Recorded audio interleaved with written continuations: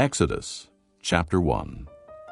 These are the names of the sons of Israel who went to Egypt with Jacob, each with his family: Reuben, Simeon, Levi and Judah, Issachar, Zebulun and Benjamin, Dan and Naphtali, Gad and Asher.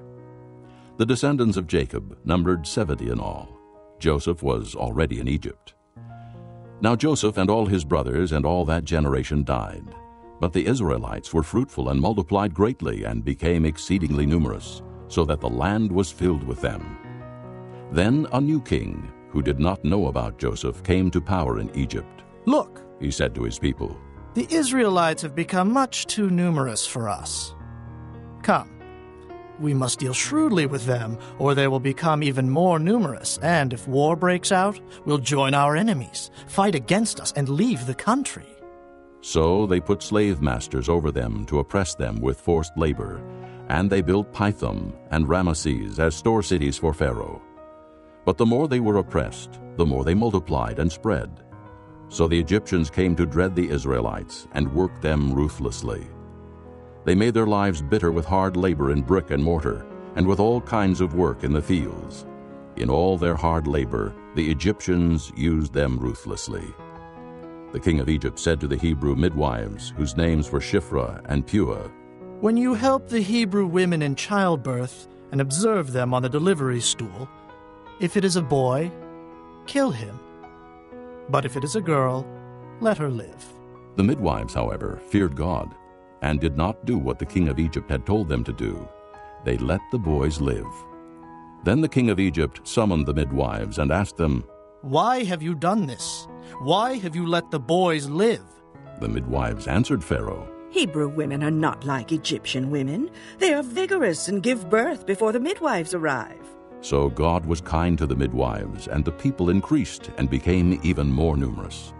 And because the midwives feared God, he gave them families of their own. Then Pharaoh gave this order to all his people: "Every boy that is born you must throw into the Nile, but let every girl live." Chapter 2. Now a man of the house of Levi married a Levite woman, and she became pregnant and gave birth to a son. When she saw that he was a fine child, she hid him for 3 months. But when she could hide him no longer, she got a papyrus basket for him and coated it with tar and pitch. Then she placed the child in it and put it among the reeds along the bank of the Nile.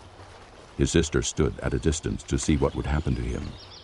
Then Pharaoh's daughter went down to the Nile to bathe, and her attendants were walking along the riverbank. She saw the basket among the reeds and sent her slave girl to get it. She opened it and saw the baby. He was crying, and she felt sorry for him. "This is one of the Hebrew babies," she said. Then his sister asked Pharaoh's daughter, "Shall I go and get one of the Hebrew women to nurse the baby for you?" "Yes, go," she answered. And the girl went and got the baby's mother. Pharaoh's daughter said to her, "Take this baby and nurse him for me, and I will pay you." So the woman took the baby and nursed him. When the child grew older, she took him to Pharaoh's daughter, and he became her son. She named him Moses, saying, "I drew him out of the water." One day, after Moses had grown up, he went out to where his own people were and watched them at their hard labor.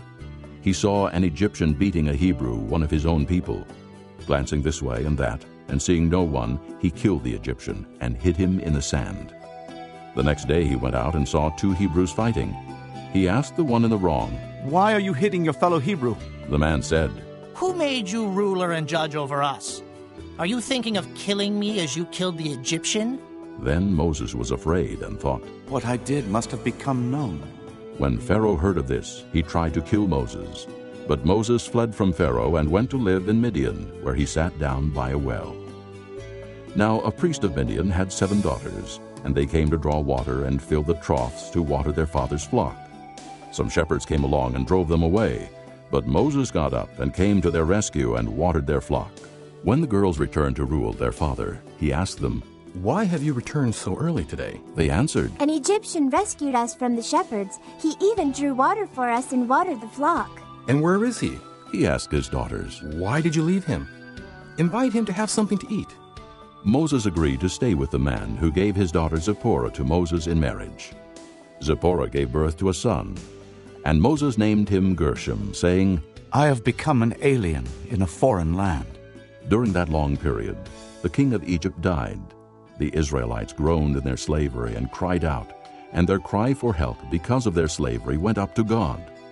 God heard their groaning, and he remembered his covenant with Abraham, with Isaac, and with Jacob. So God looked on the Israelites and was concerned about them. Chapter 3. Now Moses was tending the flock of Jethro, his father-in-law, the priest of Midian, and he led the flock to the far side of the desert and came to Horeb, the mountain of God. There the angel of the Lord appeared to him in flames of fire from within a bush. Moses saw that though the bush was on fire, it did not burn up. So Moses thought, I will go over and see this strange sight, why the bush does not burn up. When the Lord saw that he had gone over to look, God called to him from within the bush, Moses, Moses. And Moses said, Here I am. Do not come any closer. God said, Take off your sandals, for the place where you are standing is holy ground. Then he said, I am the God of your father, the God of Abraham, the God of Isaac, and the God of Jacob. At this, Moses hid his face, because he was afraid to look at God. The Lord said, I have indeed seen the misery of my people in Egypt. I have heard them crying out because of their slave drivers, and I am concerned about their suffering. So I have come down to rescue them from the hand of the Egyptians, and to bring them up out of that land into a good and spacious land, a land flowing with milk and honey, the home of the Canaanites, Hittites, Amorites, Perizzites, Hivites, and Jebusites. And now the cry of the Israelites has reached me, and I have seen the way the Egyptians are oppressing them. So now, go. I am sending you to Pharaoh to bring my people, the Israelites, out of Egypt. But Moses said to God, Who am I, that I should go to Pharaoh and bring the Israelites out of Egypt? And God said, I will be with you, and this will be the sign to you, that it is I who have sent you. When you have brought the people out of Egypt, you will worship God on this mountain. Moses said to God, Suppose I go to the Israelites and say to them, The God of your fathers has sent me to you, and they ask me, What is his name? Then what shall I tell them? God said to Moses, I am who I am. This is what you are to say to the Israelites. I am has sent me to you. God also said to Moses, Say to the Israelites, The Lord, the God of your fathers, the God of Abraham, the God of Isaac, and the God of Jacob has sent me to you. This is my name forever, the name by which I am to be remembered from generation to generation. Go assemble the elders of Israel, and say to them, The Lord, the God of your fathers, the God of Abraham, Isaac, and Jacob, appeared to me and said, I have watched over you, and have seen what has been done to you in Egypt, and I have promised to bring you up out of your misery in Egypt into the land of the Canaanites, Hittites, Amorites, Perizzites, Hivites, and Jebusites, a land flowing with milk and honey. The elders of Israel will listen to you. Then you and the elders are to go to the king of Egypt and say to him, The Lord, the God of the Hebrews, has met with us. Let us take a 3-day journey into the desert to offer sacrifices to the Lord our God. But I know that the king of Egypt will not let you go unless a mighty hand compels him. So I will stretch out my hand and strike the Egyptians with all the wonders that I will perform among them. After that, he will let you go. And I will make the Egyptians favorably disposed toward this people, so that when you leave, you will not go empty-handed. Every woman is to ask her neighbor, and any woman living in her house, for articles of silver and gold, and for clothing, which you will put on your sons and daughters. And so you will plunder the Egyptians. Chapter 4. Moses answered, What if they do not believe me, or listen to me and say, The Lord did not appear to you? Then the Lord said to him, What is that in your hand? A staff. He replied. The Lord said, Throw it on the ground. Moses threw it on the ground, and it became a snake, and he ran from it. Then the Lord said to him, Reach out your hand and take it by the tail. So Moses reached out and took hold of the snake, and it turned back into a staff in his hand. "This," said the Lord, "is so that they may believe that the Lord, the God of their fathers, the God of Abraham, the God of Isaac, and the God of Jacob has appeared to you." Then the Lord said, "Put your hand inside your cloak." So Moses put his hand into his cloak, and when he took it out, it was leprous, like snow. "Now put it back into your cloak," he said. So Moses put his hand back into his cloak, and when he took it out, it was restored like the rest of his flesh. Then the Lord said, "If they do not believe you or pay attention to the first miraculous sign, they may believe the second. But if they do not believe these two signs or listen to you, take some water from the Nile and pour it on the dry ground. The water you take from the river will become blood on the ground." Moses said to the Lord, "O Lord, I have never been eloquent, neither in the past nor since you have spoken to your servant. I am slow of speech and tongue." The Lord said to him, "Who gave man his mouth? Who makes him deaf or mute? Who gives him sight or makes him blind? Is it not I, the Lord? Now go, I will help you speak and will teach you what to say." But Moses said, "O Lord, please send someone else to do it." Then the Lord's anger burned against Moses, and he said, "What about your brother, Aaron the Levite? I know he can speak well. He is already on his way to meet you, and his heart will be glad when he sees you. You shall speak to him and put words in his mouth. I will help both of you speak and will teach you what to do. He will speak to the people for you, and it will be as if he were your mouth and as if you were God to him. But take this staff in your hand so you can perform miraculous signs with it." Then Moses went back to Jethro, his father-in-law, and said to him, "Let me go back to my own people in Egypt to see if any of them are still alive." Jethro said, Go, and I wish you well. Now the Lord had said to Moses in Midian, "Go back to Egypt, for all the men who wanted to kill you are dead." So Moses took his wife and sons, put them on a donkey, and started back to Egypt. And he took the staff of God in his hand. The Lord said to Moses, "When you return to Egypt, see that you perform before Pharaoh all the wonders I have given you the power to do. But I will harden his heart, so that he will not let the people go.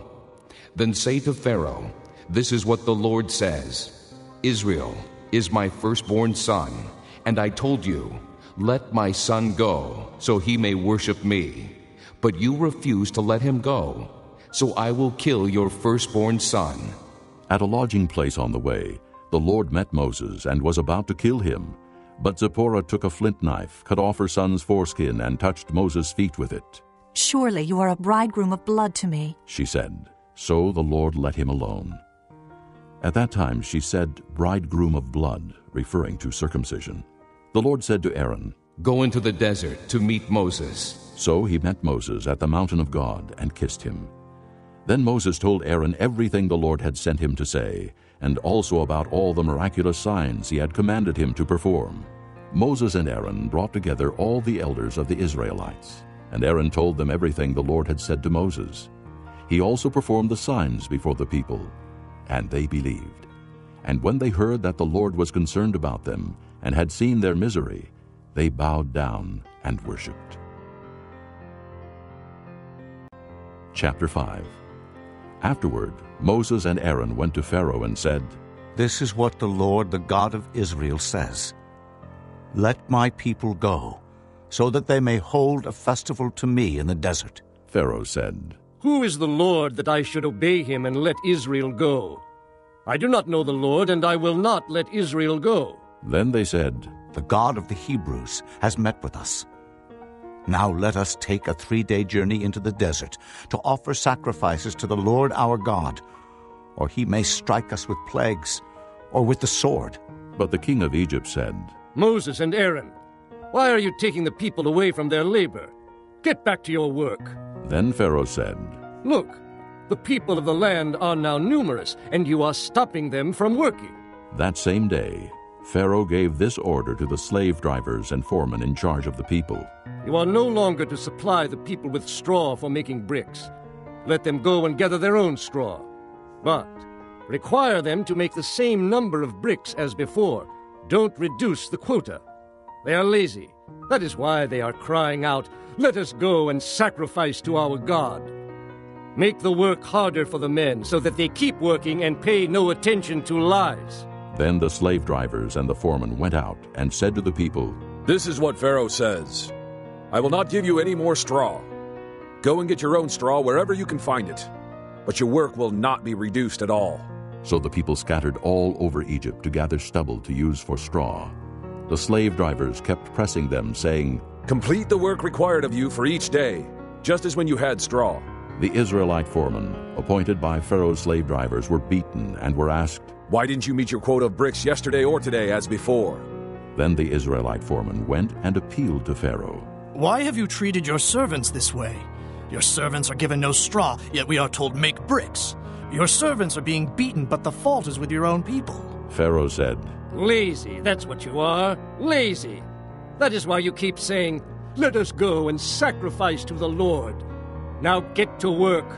You will not be given any straw, yet you must produce your full quota of bricks." The Israelite foremen realized they were in trouble when they were told, "You are not to reduce the number of bricks required of you for each day." When they left Pharaoh, they found Moses and Aaron waiting to meet them, and they said, "May the Lord look upon you and judge you. You have made us a stench to Pharaoh and his officials and have put a sword in their hand to kill us." Moses returned to the Lord and said, "O Lord, why have you brought trouble upon this people? Is this why you sent me? Ever since I went to Pharaoh to speak in your name, he has brought trouble upon this people, and you have not rescued your people at all.